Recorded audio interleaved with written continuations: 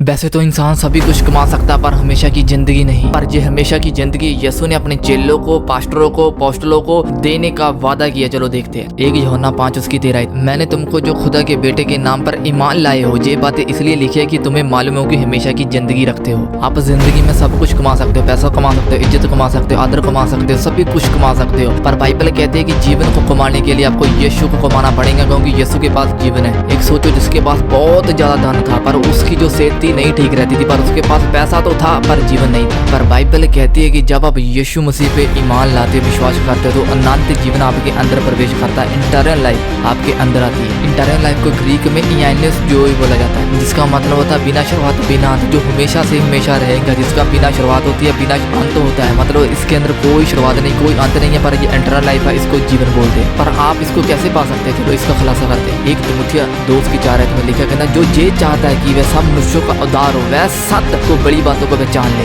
Bible कहती है कि सच को जानो, सच तुम्हें याद करेंगी। बाइबल कहती है कि जब आप सच को जानने की कोशिश करते हो आप याद हो जाते हो, किसी भी चीज से, बीमारी से, टेंशन से हो, डिप्रेशन से हो, फेलियर के आत्मे से क्यों ना हो, क्योंकि बाइबल कहती है कि सच को जानो, सच तुम्हें याद कर देंगी। एक बार की बात थी, एक मेरा दोस्त था जो बोलता था कि सभी लोगों का उद्धार हो सकता है, सभी लोग बचाए जा सकते हैं, पर बाइबल में उसको ये वचन दिया गया जिसे पढ़ते हैं ना, 1 तिमुथियुस 2:4 में लिखा कहता, जो ये चाहता है सभी मनुष्यों का उद्धार हो सकता है। उद्धार का मतलब छुटकारा हो सकता है, चंगाई हो सकती है, बचाए जा सकते हैं। तो उसने बोला तो सत्य और बड़ी बातों को पहचान ले। सच बाइबल कहती है कि यीशु ने बोला, सच मैं हूँ, जीवन मार्ग सच्चाई मैं हूँ, बिना मेरे कोई पिता के पास नहीं जा सकता। बाइबल कहती है कि आदम और हव्वा, जब हम पढ़ते हैं ना उत्पत्ति 2:7 में लिखा, बाइबल कहती है कि परमेश्वर ने उसको अनंत जीवन में रखा था, इंटरनल लाइफ में रखा है, जहाँ पर कोई मौत नहीं थी, कोई दर्द नहीं था, कोई मुसीबत नहीं, कोई भी नहीं ऐसी स्ट्रगल थी। जब हम पढ़ते हैं ना उत्पत्ति उसकी 2:7 में, पर भले या बुरे ज्ञान के कहना जो वृक्ष है उसके फल को तू कभी ना खाना, क्योंकि जिस दिन तू उसे फल खाएगा उसी दिन अवश्य मर जाएगा। ये थी स्पिरिचुअल डेथ। पहला तो बाइबल कहती है वो अनंत जीवन में रहते थे। तो बाइबल कहती है जब शैतान उसके पास आया, बाइबल कहती है जो शैतान था ना, अगर हम उत्पत्ति 3 उसकी 1 में पढ़ते, बाइबल कहती सबसे ज्यादा खुदावन यीशु ने, परमेश्वर ने, बाइबल कहती स्नेक को ज्यादा, जो सांप होता है ना उसको बुद्धिमान बनाया था। बाइबल कहती है कि शैतान एक सांप के अंदर से काम किया। पहले पुराने समय में जब भी कोई किसी को वर्क करना था शैतान हो गया, अगर मिरेकल करना हो गया, परमेश्वर बाइबल कहती है कि जो भी कुछ करता है वो अपने वचन के द्वारा करता है। तो बाइबल कहती है कि ये जो शैतान था ना उसने, बाइबल कहती है कि हवा को फरमाया। जब बाइबल कहती है कि बहुत सारे लोग जैसे क्वेश्चन पूछते हवा मतलब शैतान वहां पर कैसा फेंका गया, बाइबल कहती है कि वो पहला ही फेंक दिया गया था, क्योंकि पहला ही ये मतलब वो स्वर्ग से निकाल दिया गया था। ये बाइबल कहती है कि 2 तरह के जल परलो है, जैसे पहला आदम, जब बाइबल कहती है कि जब लूसीफर को गिराया गया नीचे, पहला जल परलो है। दूसरी बारी बाइबल कहती है कि जल परलो नूह के वक्त में आया था। पर बाइबल कहती है यहाँ पर जो है ना स्नेक ने पाप कराया था, ये बाइबल कहती है वहां पर लूसीफर था, इसलिए बाइबल कहती है उसने पहले आदम और हवा के बीच में पाप करा दिया, नहीं तो वो कैसे कराता आप सोचो। उसने बाइबल कहती है कि जे फरमाया, कहता बाइबल कहती परमेश्वर ने एक बात बोल दी थी, कहता बेटे तू ये भले और बुरे के ज्ञान के वृक्ष को कदपी में ना खाना, कहता जिस दिन तू खाएगा उसी दिन तू मर जाएगा। हिस्ट्री बयान करती है, टेक्स्ट एंड रेफरेंस बाइबल बयान करती है कि 24 घंटे के अंदर अंदर उसे ऐसा महसूस होने लग गया,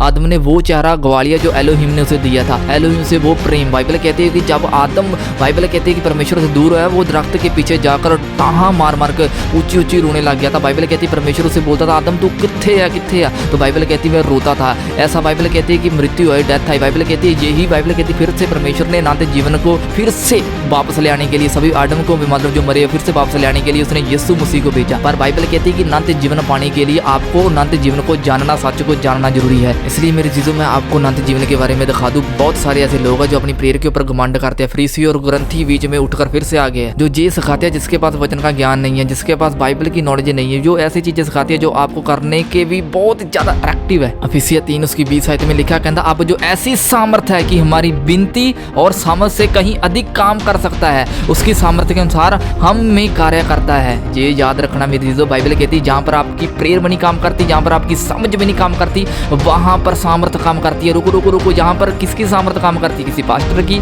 किसी पोस्टल की, किसी भी व्यक्ति की? No no no. अगली आयत में लिखा कलीसिया में और मसीह यीशु में उसकी महिमा पीढ़ी दर पीढ़ी जुगना जुग होती रहे, आमीन। बाइबल कहती है कि मसीह की सामर्थ्य है, जहाँ पर आपकी प्रेयर नहीं काम करती, समझ नहीं काम करती, वहां पर यीशु मसीह की सामर्थ्य काम करती है। अब क्या प्रेयर करने बंद करते? कदपि नहीं, क्योंकि प्रेयर तो एक रिलेशन है। जब आप प्रेयर काम ही नहीं करते, आप सोचते हो कि प्रभु हीलिंग होगी कि नहीं होगी, प्रभु सोचते हैं कि ये काम होगा कि नहीं होगा, आप सोचते हो कि प्रभु ऐसा कैसे हो सकता है। पर बाइबल कहती है कि जहाँ पर आपकी प्रेयर काम ही नहीं कर सकती, वर्क ही नहीं कर सकती, सोचो कि ऐसा काम करने के, सोचो मैं आपको कह दूं कि आप इंजीनियर हो पर मैं आपको डॉक्टर का काम दे दूं, पर नहीं कर सकते। पर बाइबल कहती है जहाँ पर प्रेयर में नहीं काम करती, आपकी समझ में नहीं काम करती, वहां पर उसकी सामर्थ्य काम करती है। वो सामर्थ्य है, बाइबल कहती है पापियों को सामर्थ्य बनाने के लिए। पर इन चीजों का आनंद लेने के लिए आपको क्या करना पड़ेगा? सिर्फ सिर्फ एक ही काम करना पड़ेगा। बाइबल कहती है वो है यीशु के ऊपर ईमान रखना। यूहन्ना 17:3 में लिखा कहता और अनंत जीवन ये है कि तुम एकमात्र सच्चे परमेश्वर और यीशु मसीह को जिसने तूने भेजा है जानो। यीशु ने बोला मेरा उपदेश मेरा नहीं है, मेरे भेजने वाले का उपदेश है। बाइबल कहती है कि अनंत जीवन तब आपके अंदर एंटर्स होगा जब आप यीशु मसीह को जानेंगे। जानने का मतलब ये नहीं होता कि आप मतलब एक बार प्रेयर करने वाले जो बाद में नहीं करना, मतलब जानते रहो जानते रहो जानते रहो, तब जानते रहो जब तक आपका मन तसल्ली करा दे कि मैं जान चुकी है, मैं प्रभु यीशु मसीह की बेटी और बेटा हूँ। बस शर्त याद रखना है कि आपने सिर्फ यीशु मसीह की पहचान करनी है। अगर कोई भी कलीसिया में दूसरे बैकग्राउंड के काम करता है, वर्क करता है, ऐसे काम करता है, सोचो कि जो बाइबल के अकॉर्डिंग से बाहर है, जो यीशु मसीह की मुनादी नहीं करता, यीशु मसीह के नाम में कुछ भी बदरूहे नहीं निकालता, यीशु मसीह का नाम को फेमस नहीं करता, सिर्फ यीशु मसीह के नाम में ही प्रचार आपको सुनना और मानना पड़ेगा, फिर ही आपके अंदर अनंत जीवन आएगा। क्योंकि बाइबल भी ऐसा ही कहती है कि अनंत जीवन उसके पुत्र में है। 1 यूहन्ना 5:11 में, और वह गवाह ये है कि परमेश्वर ने हमें अनंत जीवन दिया है और ये जीवन उसके पुत्र में है। And this life in his son. जिसके पास पुत्र है उसके पास जीवन है, और जिसके पास परमेश्वर का पुत्र नहीं उसके पास जीवन भी नहीं। बाइबल कहती है जिसके पास परमेश्वर का पुत्र नहीं उसके पास जीवन भी नहीं, लाइफ भी नहीं। आपको यीशु मसीह को जानने के लिए उसको जानना पड़ेगा। अगर आप और भी जानना चाहते हो आप इस मेरे चैनल को सब्सक्राइब और लाइक कमेंट शेयर जरूर कर देना। Praise the lord, शलोम।